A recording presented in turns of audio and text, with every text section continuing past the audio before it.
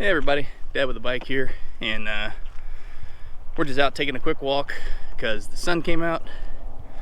It's now in the low 40s.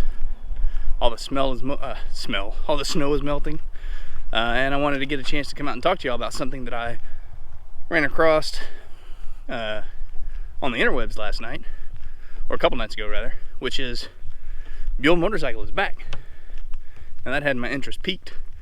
So I read a little bit more, and sure enough, they are back and they have plans. So stick around, we're going to talk a little bit about Buell Motorcycle coming back and what those plans are. So if you're interested, hang tight.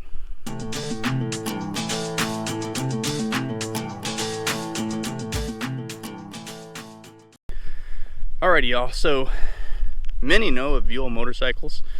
You probably may even seen them around on Craigslist here and there. But they may not know the turmoil that was behind the brand, because it has ebbed and flowed over the years. So let's take a minute, we'll go back and we'll talk a little bit about Buell, a little bit of a history lesson, because I think that's important on where they are today and what they're planning on doing going forward. So it all starts with, I don't know, the man, the myth, the legend, Erik Buell. So back in the day, Erik Buell was a private road racer, and he ended up going to work for Harley Davidson as one of their engineers.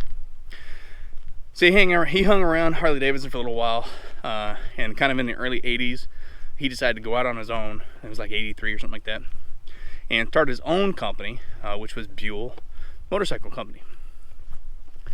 Now Buells were very interesting.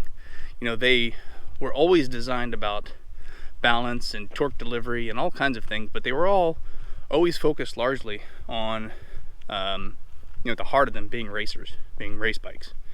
And so while the Buell motorcycles were always unique and different in many ways, the heart of the motorcycles were always Harley Davidson engines. But like I said, they had some Erik Buell twists, and some of those were things like, you know, the floating brake rotors, or the fuel that was within the frame of the bike. Some really cool stuff. But anyway, Harley Davidson ended up investing in Buell. They actually did it twice. And they eventually bought Buell and kept Erik Buell around as like the lead tech dude. So I think he was probably the CTO or something like that of that side of the Harley Davidson business. So things got kind of tough for Harley Davidson in 2009. And if you look back in history, if you like Google some of the Buell bikes, 2006, and so there's some pretty unique and interesting bikes. I've always liked them, I've always been a fan. But anyway, Harley fell on some tough times, and the CEO of Harley at the time was like an air conditioning manufacturer guy that got pulled in to run the business, whatever. He decided it was a good idea to shut Buell down. So he shut the Buell Motorcycle Company down, and then brought in this liquidation company that was ran by this guy named Bill Melvin. Remember that name, Bill Melvin. It's an important name. So anyway, all of Buell's assets were liquidated, and poof, company gone, no more. But that didn't really stop Erik Buell, because he loves all things on two wheels. So he bounced back and introduced Erik Buell Racing, or EBR. So if you go Google some EBR bikes, you're going to see some pretty interesting looking sport bikes. Now EBR was mostly focused largely on race only bikes, but it eventually kind of grew into building bikes like the 1190 RS and the 1190 RX sport bikes. Now financial hardships kind of struck again, and the main investor in EBR at the time was Hero Motorcycles, which was this like Indian-based company. And anyway, they hit hard times. The Hero couldn't fund EBR anymore, and EBR ended up going into receivership. And what that meant is basically it was up for grabs. It was either going to get liquidated or somebody's going to buy them up. So if you recall, like back in 2009, the first company that liquidated them, that same guy came back, and rather than liquidate, they decided to buy Buell, or they bought EBR rather. So that meant that they were going to be able to keep and run and maintain America's only sport bike manufacturer. So they kept it alive and kicking. Now EBR has been around and live since 2012, but they've been kind of quiet, largely focused on selling parts for existing bikes, or making special bikes, until now. So on February 17th this year, 2021, Buell Motorcycles announced that they're back. It was on Instagram. A couple motorcycle magazines picked it up, and there was a press release about it. And in that press release, they talked about what they were doing, and they're launching a series of bikes over the next 3 years, and the goal is to have 10 models available by 2024. Now,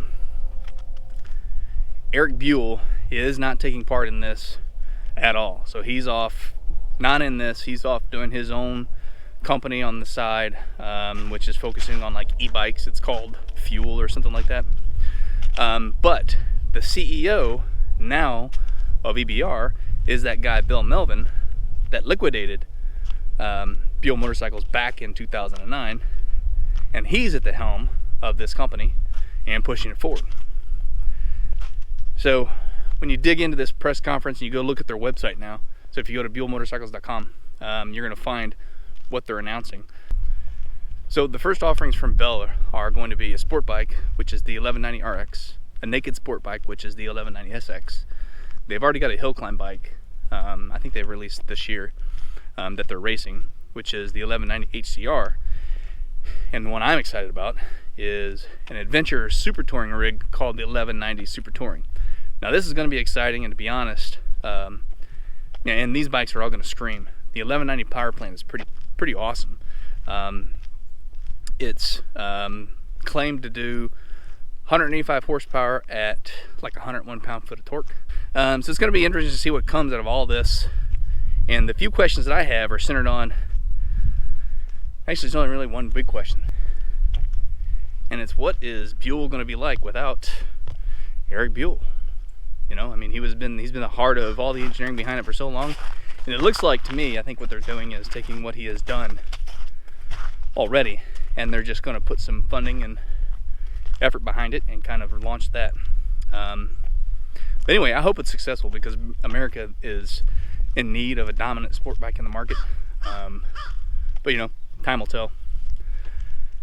I'm excited about it.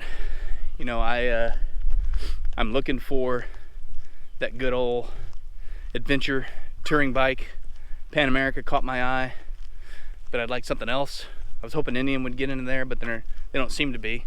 So who knows? Maybe in a year or two, when this is all said and done, I'll be picking myself up a new Buell 1190 Super Touring. That'd be a fun bike. Anyway, I'm excited. My interest is peaked, and I'll be on the lookout for that 1190 Super Touring, like I said, since my sport bike and go fast all the time days are over. But anyway, hope y'all found this interesting. Do me a favor, go out and check out that website. Dig through. They've got some merchandise you can pick up. I'm going to, because like I said, I like Buell. I've always wanted to have one, just could never find one in good enough shape. So you can bet I'm going to be throwing some money that direction. Anyway, hope y'all found this helpful, interesting, all that good stuff. Y'all take care.